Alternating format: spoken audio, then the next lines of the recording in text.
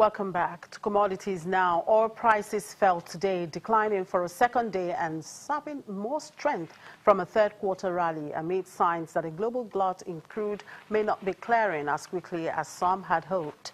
U.S. crude was down 14 cents at $50.44 a barrel after closing the previous session down $1.09.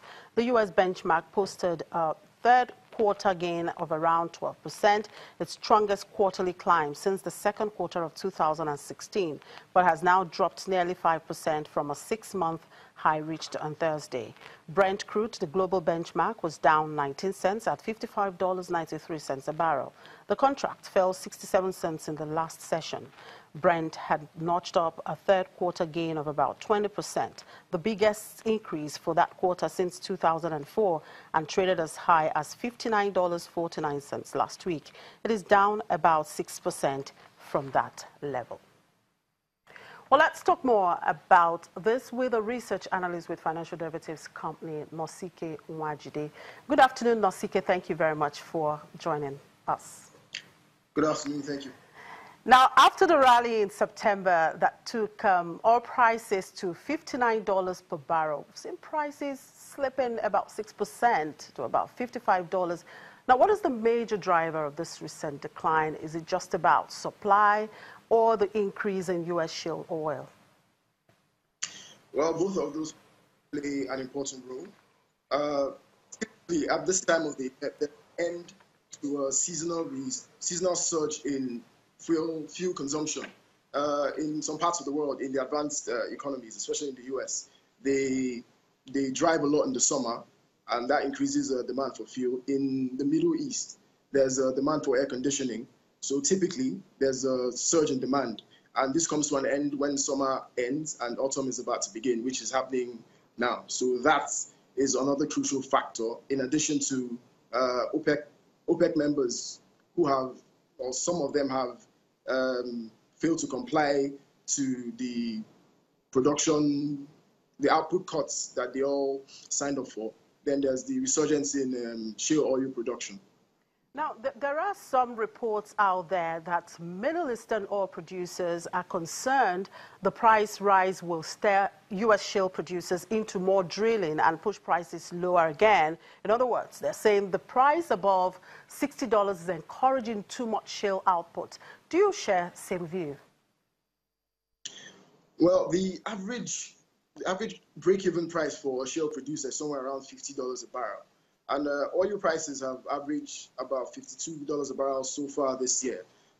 With that $2 difference, there's been little incentive to ramp up production. Now, if oil prices were to rise to 60, that gives major incentive to the shale producers to produce more oil. And the more they produce, the more the supply in the market, which will eventually depress oil prices. So I think it pays the oil producers in the Middle East for oil prices to be somewhere around 50, 52, to keep to meet their targets of bringing about stability in the oil market or rebalancing the market as it may be.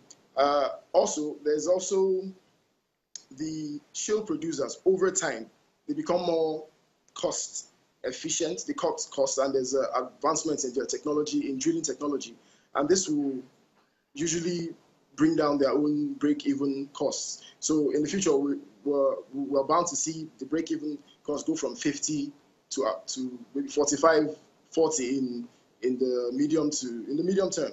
By maybe as this time next year, it might fall to 45, which will complicate matters for the guys in the Middle East. They're in a position where they are damned if they do and damned if they don't. Well, Libya's national oil company has just declared force majeure on deliveries from Sharara. That's the country's largest oil field. Is this a kind of a bullish sign for the oil market? Well, the Sharara it accounts for about 230,000 barrels of production a day. And sometime in August, there was a force majeure declared for about 2 weeks. So the market would have taken into consideration the fact that that particular oil field has been off and on. Now, this particular force majeure it's about salaries, and the government they're probably doing everything they can to solve it as swiftly as possible. and might be back on stream by as early as the end of the week. So the markets will probably have taken that into consideration. So as far as it being a bullish sign, well, there are also other factors such as the questions surrounding security in general in Libya, the questions surrounding investments in the long term, and even financing of drilling of the oil fields. Those are questions that a lot of uncertainty, questions that the answers are shrouded in uncertainty. So the markets are aware of this. And as far as bullish sign for the oil market goes, I doubt if the markets would factor that in. And do you see this falling prices and oil prices putting Nigeria in danger of being asked to cut output? That's if it reaches its OPEC quota of 1.8 million barrels per day. I think our Nigeria's output is about 1.77 at the moment. Sometime in September, I think in mid-September, there was a Shell oil field that a force majeure was declared on Shell oil field, and that means reaching the target of 1.8 before the next OPEC meeting is unlikely. So, but if indeed that the production comes back on stream and we get to 1.8 million barrels per day, considering production shut-ins elsewhere in the world.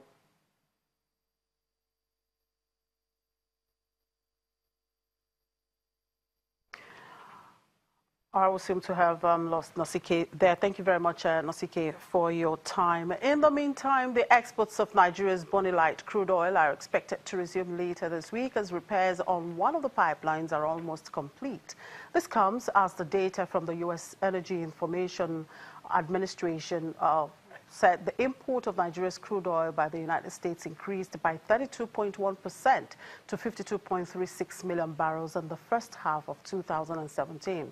With Bonny-Light averaging $51 per barrel in the first half of 2017, the amount imported by the U.S. translates to an income of about $2.67 billion for the country. The EIA confirms that the U.S. bought a record 10.24 million barrels from Nigeria in March, and that's the highest monthly import since July 2013. And to precious metals now, gold edged down to a 7-week low today as equities and the dollar were buoyed in Asian trade by upbeat economic data and strong U.S. Treasury yields. Spot gold was down 0.1% at $1,269 an ounce after earlier touching its lowest since mid-August at $1,267.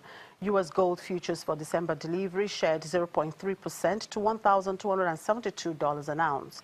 Higher interest rates tend to boost the dollar and push bond yields up, adding pressure on greenback-denominated non-yielding gold.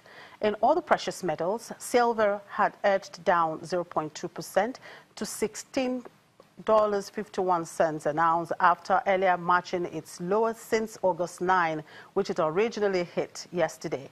Platinum and palladium were both 0.3% lower at $908.25 and $906.75 an ounce, having hit price parity for the first time in 16 years last week.